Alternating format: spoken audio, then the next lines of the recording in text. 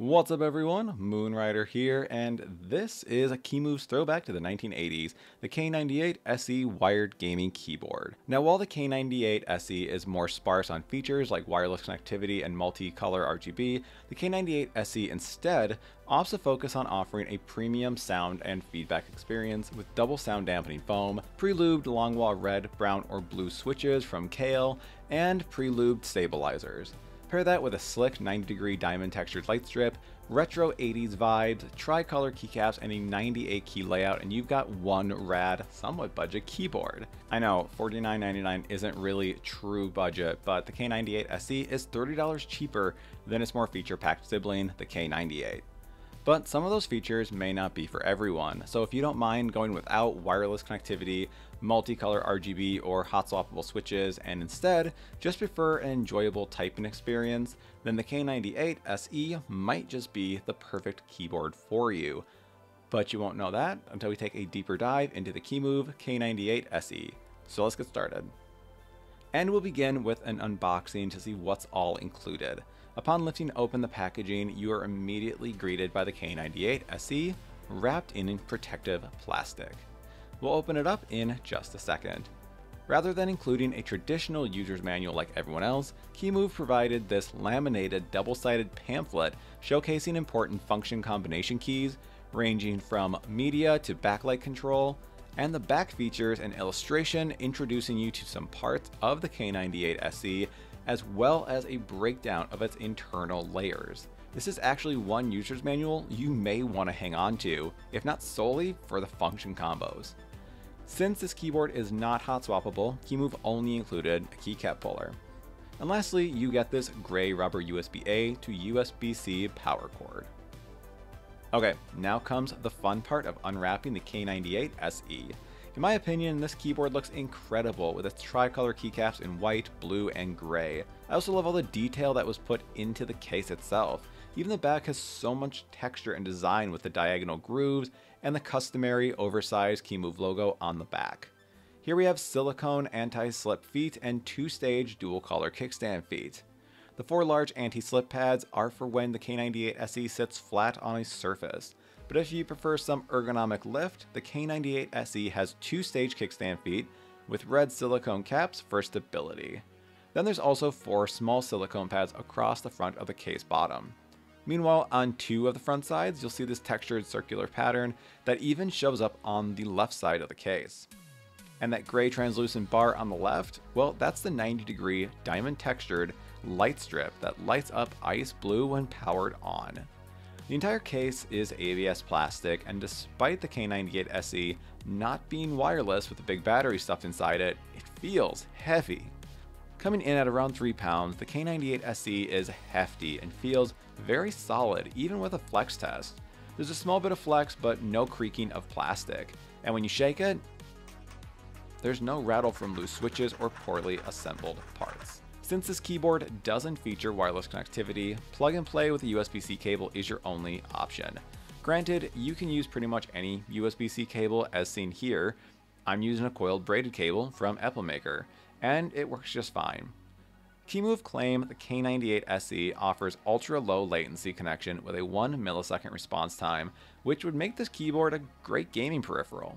The K98SE is compatible with Windows and Mac, as well as PlayStation 5 and Xbox Series consoles. It may even work on the Xbox One generation, but that old VCR-looking monster is buried somewhere deep in storage. Now, if you do any research on this product on either Kemove's own site or their Amazon listing, you may see some conflicting claims in regards to the keycaps. I'm pretty sure they're ABS, but as you can see here, under specs, it says PBT keycaps. And then up here in the layers breakdown, it says ABS keycaps. Again, ABS keycaps, and oh, over on the Amazon listing, it usually just refers to the keycaps as double shot keycaps. And their laminated pamphlet says ABS, so you know what, that's what I'm gonna go with. So assuming that's what they are, they're not bad. The blue and gray caps feel like a different, coarser texture versus the smoother white keycaps. Still, fingers never seem to slip or slide. All the keycaps are double shot with large, bold legends excellently contrasting for easy reading. However, while the legends are excellent. The sub-legends are less than stellar. The pewter color isn't bad, however, you can feel they're only inked on the top. There's a noticeable raise where the sub-legends are. My worry is these will rub off or fade over time. I tried reluctantly for testing purposes to scratch one of the sub-legends, and thankfully it didn't scratch off. So while more durable than other poor quality sub-legends on other keyboards I've used, these still don't give me much hope. Switches on the K98SE feel and sound amazing. I tend to vibe with tactile switches, so I requested the browns. Now here's another confusing scenario similar to the keycaps, but on their listings, Kemove says these are Kailh switches. But would you look at that, Longhua switches. I was so ridiculously confused by this, so I did about an hour or so of digging online and also reached out to Kemove, and I eventually learned that these are Kailh switches, but they're branded as Longhua. And that's because Kailh Electronics, their umbrella company, used to be Longhua Electronics, so some of their products still hold that Longhua branding. Also, if you go to kailhswitch.com, you can find the same brown switch that's in these keyboards, and would you look at that again, they also go by Longhua series. I'm sorry, that was a bit long, but hopefully if any of you watch this and decide to buy the K98SE, you won't be disappointed or surprised, or feel ripped off if you remove a keycap and see Longhua instead of Kailh. I was very confused. Anyway, moving on, I mentioned earlier in the video that these switches are not hot swappable. I know, sad days. But if you're not a hot swap junkie, I think you'll enjoy these long term. The switches sound really clean with no springy pings, and they make a low pitch sound, which, while not quite thocky, the switches sound like they're at least headed in that direction. Have a listen.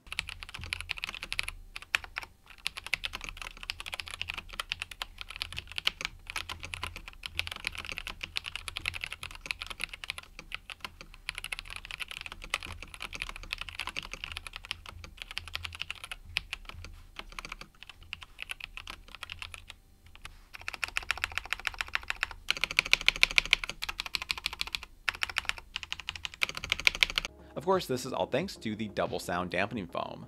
The first layer is a 3.5mm thick, high-density EVA foam placed between the positioning plate and the PCBA.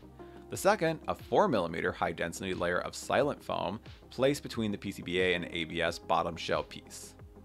But that's not all. I mentioned earlier that the switches are pre-lubed. Well, applicable switches even have pre-lubed stabilizers, and to cut down on that hollow spacebar sound, Kemove filled in the spacebar cutouts with silicone or some type of hard rubber, and they actually make it sound thocky. Now, real quick, let me show you a comparison. This here is another keyboard from Kemove, the 61 Snow Fox, which now sells for $43.98, but back when I bought it in early 22, it retailed for $89.99. Like the K98SE, it has tactile browns, but that's about where the similarities end. Unlike the K98SE, the switches are Gaterons, it's hot swappable, and it doesn't sound nearly as good.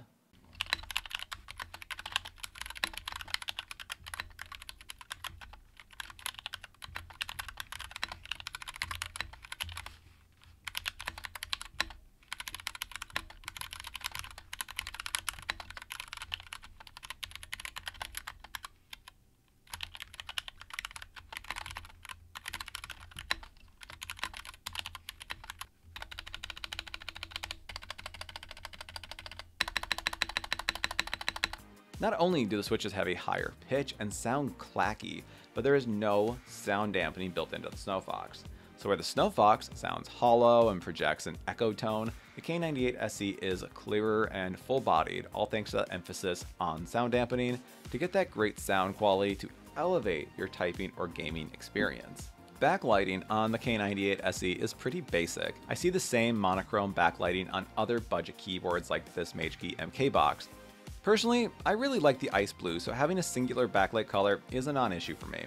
But you may not be a fan. There are 15 different patterns you can select, including some reactive ones. Now there are two ways to interact with the backlight: function combos or using the free software.